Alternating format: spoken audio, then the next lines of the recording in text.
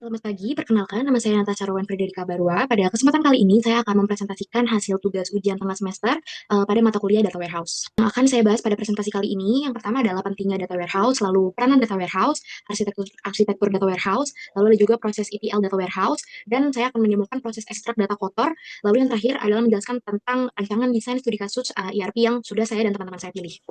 Yang pertama, pengertian data warehouse. Data warehouse adalah sistem penyimpanan terpusat yang dirancang untuk analisis data historis dan pengambilan keputusan strategis, bukan transaksi harian. Data warehouse mengintegrasikan data dari berbagai sumber seperti database operasional, aplikasi bisnis, dan lain-lain, menjadi satu sumber kebenaran atau single source of truth.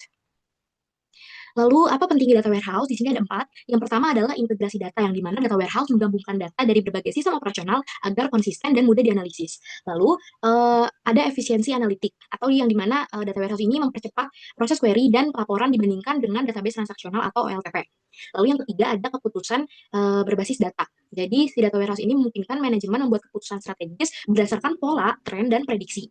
Lalu yang terakhir adalah sejarah dan tren, di mana data warehouse menyimpan data historis untuk menganalisis performa jangka panjang. Selanjutnya adalah peranan data warehouse.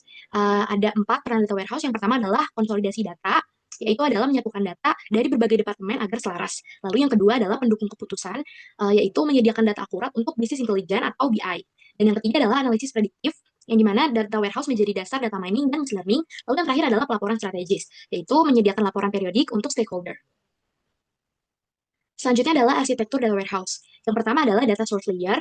Ini berisi berbagai sumber data operasional seperti database transaksi, file log, aplikasi ERP atau CRM, sensor, dan lain-lain. Nah, data diambil melalui proses extraction. Lalu, arsitektur yang kedua adalah data staging layer atau ETL layer. Nah, ini adalah tempat data dari berbagai sumber dibersihkan, disaring, dan disesuaikan formatnya. Nah, ini adalah proses extract, transform, dan load. Lalu ada juga data storage layer. Nah, data yang telah bersih dimasukkan ke dalam data warehouse dan bisa dibagi menjadi data mart, lalu OLAP cube. Dan yang keempat adalah presentation layer. Nah, ini berisi data analisis dan pelaporan seperti Power BI, Tableau, atau dashboard khusus. Nah, di sini ada user seperti manager, analisis, atau eksekutif mengakses data untuk insight dan pengambilan keputusan.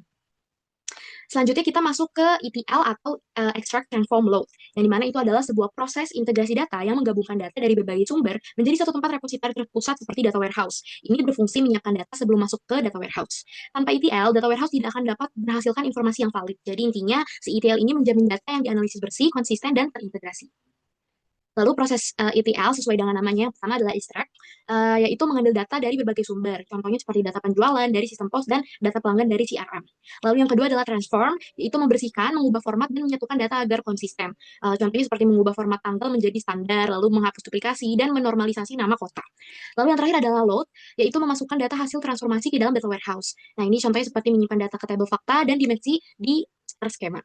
Selanjutnya, di sini saya akan mendemokan proses ekstrak data kotor dari sumber menggunakan Pentaho sampai terbentuk data di SQL.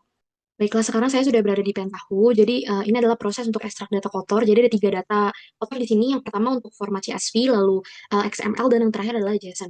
Kita mulai dulu dari yang file CSV. Jadi, di sini itu contoh data customer yang kotor, kita sesuaikan ya formatnya CSV. Lalu di sini ada contoh tabelnya. Dan ini adalah si add constantnya. Di sini source type, truth type-nya ini adalah string, terus value-nya di sini kita sesuaikan karena CSV, jadi di sini juga CSV. Lalu untuk get system infonya di sini kita sesuaikan aja. Yang pertama ada load TS, terus system date fix, dan yang kedua juga ada load batch ID, dan di sini transformation batch ID. Sebelum kita masuk ke bagian table output, jadi di dalam view, terus abis itu di sini ada database connection, kita harus membuat dulu nih apa namanya SQL Postgre ini. Oke, nah nanti hasilnya akan seperti ini. Jadi kita sesuaikan untuk hostname-nya adalah host, lalu database name-nya staging, dan port number, username, dan password juga kita sesuaikan. Oke, setelah kita membuat ini, baru kita akan kembali masuk lagi ke dalam si table output ini. Nah, ini kita sesuaiin sama yang tadi nih. Connection-nya itu SQL Postgre, lalu ininya public, dan target table-nya sesuai dengan yang udah kita buat di dalam, apa namanya, PG admin yang di sini, itu adalah SDG Customer Raw. Lalu, ini untuk database field-nya ada customer ID, name, email, phone, dan seterusnya. Lalu setelah itu kita akan masuk untuk data yang formatnya XML. Ini sebenarnya sama aja, cuman beda di format doang dan caranya agak berbeda sedikit. Jadi yang pertama kita akan masukin ini nih browse, terus habis itu add. Kalau kita udah add nanti akan langsung muncul otomatis kayak gini. Ini nama file saya, customer dirty XML. Lalu di bagian field ini adalah isi dari apa namanya isi dari datanya, ada customer code, full name dan lain-lain. Lalu untuk add constant ini sama aja kayak yang tadi, jadi source type string, cuman di sini ya value disesuaikan aja berdasarkan format data yang sekarang adalah XML, berarti di sini juga XML.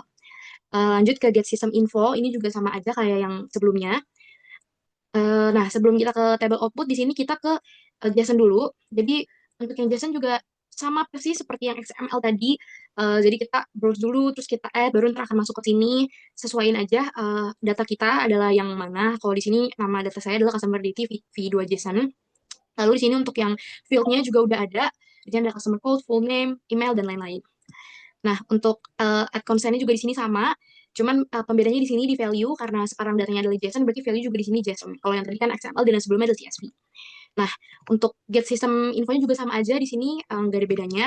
Nah, untuk table outputnya di sini, itu kita sesuaikan dengan connection-nya masih sama, kita sesuaikan dengan yang SQL Postgre yang kita buat tadi. Nah, lalu untuk apa namanya target table-nya juga, oh,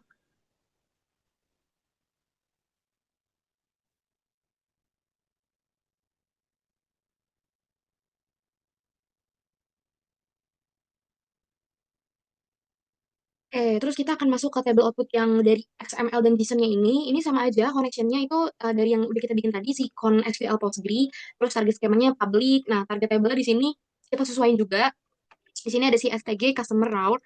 Nah, udah itu aja. Terus oke. Nah, jadi ini tuh udah apa ya? Udah terbentuk ya. Jadi yang pertama di sini ada CSV, terus XML dan JSON-nya yang outputnya dijadiin satu. Nah, ini kita coba run, langsung run aja. Oke, ini hasil runnya semua berjalan berhasil ya, jadi nggak ada yang error. Oke, untuk membuktikan apakah ini benar-benar sudah berhasil atau belum, kita bisa juga langsung buka di Pega adminnya untuk melihat isi datanya. Ini langsung aja kita select all from, maksudnya kita mau menampilkan semua apa namanya semua data yang dari si tabel ini nih. Langsung aja kita run. Nah, ini udah muncul semua datanya udah masuk sesuai dengan apa yang udah kita bikin tadi. Selanjutnya saya akan membahas rancangan desain kebutuhan dari studi kasus ERP yang sudah saya pilih. Berdasarkan studi kasus yang dipilih oleh kelompok saya, yaitu pembelian, di sini singkatnya, setiap transaksi pembelian ini kan menghasilkan data yang besar dan tersebar di berbagai tabel, seperti data barang, data supplier, transaksi, detail harga, dan lain-lain. Nah, data-data ini bagus untuk operasional harian, tetapi tidak efisien untuk analisis jangka panjang. Jadi, ada banyak masalah yang sering muncul, seperti sulit mengetahui supplier mana yang paling efisien, lalu juga tidak mudah menganalisis tren pembelian per bulan, atau manajer yang harus ekspor data berkali-kali dari ERP untuk membuat laporan. Itulah kenapa data warehouse dibutuhkan. Nah, tujuan pembangunan data warehouse pada modul pembelian ERP ini adalah untuk menyediakan data terintegrasi dari berbagai tabel ERP agar mudah dianalisis. Lalu yang kedua adalah mendukung keputusan strategi terkait proses pembelian, seperti memilih supplier terbaik, mengevaluasi pengeluaran, atau merencanakan pembelian berikutnya. Dan yang ketiga adalah mengetahui pola dan tren pembelian berdasarkan waktu, lokasi, atau kategori produk. Setelah itu, meningkatkan efisiensi proses pengadaan dengan menganalisis lead time dan performa supplier. Dan yang terakhir adalah menyediakan dashboard visual interaktif bagi manajer agar bisa memantau kinerja pembelian secara real time.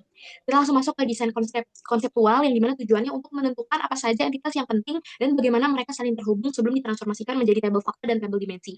Yang pertama di sini ada identifikasi entitas utama. Nah, di sini kami mengidentifikasi menjadi 5 entitas utama, yaitu adalah pembelian atau purchase, supplier, produk, karyawan, waktu, dan lokasi. Nah, semua entitas dimensi tersebut langsung terhubung ke fakta pembelian. Selanjutnya kita masuk ke desain logis yang dimana tujuannya ini untuk menentukan field, tipe data kita miliki, serta hubungan antar tabel yang nantinya akan diimplementasikan dalam sistem data warehouse. Jadi pada kasus ini, desain logis ini dirancang itu dengan uh, satu tabel fakta dan 5 tabel dimensi utama seperti supplier, produk, employee, time, dan location. Kita langsung masuk ke bagian pertama, yaitu adalah tabel fakta. Di sini untuk primary key-nya adalah purchase key yang dimana ini apa ya seperti kunci unik untuk setiap transaksi pembelian. Lalu di sini ada field-field yang lain seperti PO number dan ada 5 foreign key di sini yaitu adalah supplier key, product key, employee key, time key, dan location key. Lalu field yang lain seperti quantity, unit price, discount amount, total cost, lead time days, payment days, dan return flag. Oke, lalu kita langsung masuk ke tabel dimensi yang pertama yaitu adalah tabel dimensi supplier, yang dimana dimensi supplier ini menyimpan atribut deskriptif tentang pemasok barang yang digunakan untuk menganalisis performa supplier. Di sini primary key-nya adalah supplier key, dan ada field lain seperti supplier code, terus supplier country, phone, email, dan lain-lain. Lalu kita masuk ke tabel dimensi produk yang dimana ini menyimpan atribut terkait barang atau jasa yang dibeli oleh perusahaan. Di sini primary key-nya adalah product key dan disusul juga dengan field lain seperti product code, product name, kategori, ada juga di sini unit price standar, dan lain-lain. Lalu kita masuk ke tabel dimensi yang keempat, di situ adalah tabel dimensi employee yang dimana ini berisi informasi tentang pegawai yang terlibat dalam proses pembelian. Nah, di sini untuk primary key-nya adalah employee key seperti yang sudah kita buat sebelumnya, dan disusul dengan tabel lain, itu ada employee code, employee name, departemen, dan lain-lain. Lalu untuk tabel dimensi berikutnya adalah tabel dimensi waktu, yang dimana ini adalah dimensi yang penting karena mendukung analisis pembelian berdasarkan periode waktu. Primary key-nya di sini ada tab key, disusun dengan field lain, pastinya ada date, day name, month name, dan lain-lain.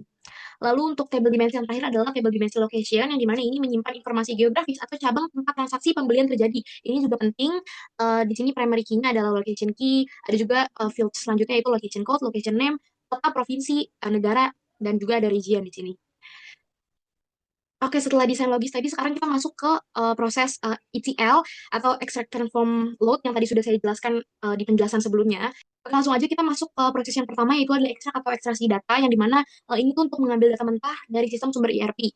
Nah, ini contoh sumber datanya di sini dari ERP tabelnya di sini ada purchase order, terus purchase order line, supplier, product, employee, warehouse. Terus untuk purchase order di sini contoh isi datanya adalah seperti nomor PO, tanggal, supplier ID, terus tujuannya ya untuk fakta pembelian. Terus lanjut ke proses yang kedua yaitu adalah transformasi data atau transform. Nah, ini adalah inti proses ETL di mana data akan dibersihkan, dinormalisasikan, dan disesuaikan.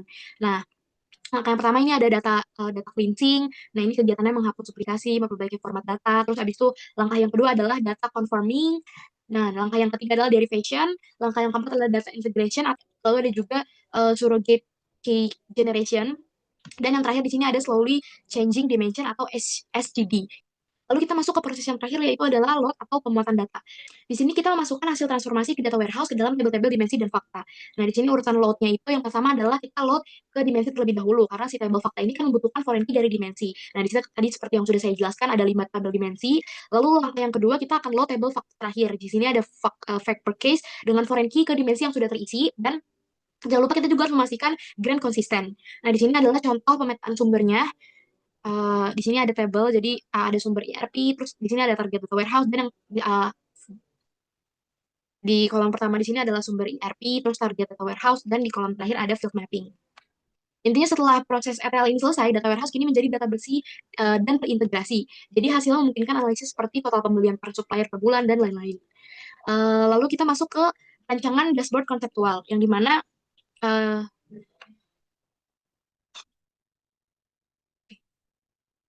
selanjutnya kita masuk ke rancangan dashboard konseptual. Di sini dashboard kita bagi menjadi 3 bagian utama, yaitu adalah yang pertama adalah KPI. Yang pertama adalah KPI ringkasan, habis itu ada juga analisis grafik, dan yang terakhir analisis supplier dan produk. Nah, di sini adalah KPI.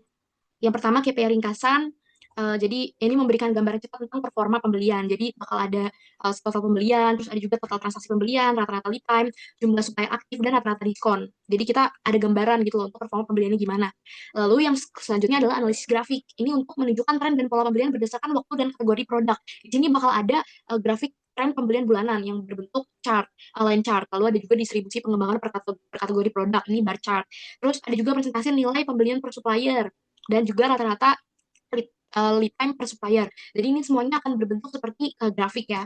Dan yang terakhir adalah analisis supplier dan produk. Nah, tujuannya ini untuk fokus ke kinerja individu dan pengeluaran spesifik. Nah, ini contoh tabelnya. Jadi kayak supplier pertama total pembeliannya berapa, terus lead time-nya apa namanya per hari berapa, terus diskon rata-rata berapa, dan transaksinya juga berapa.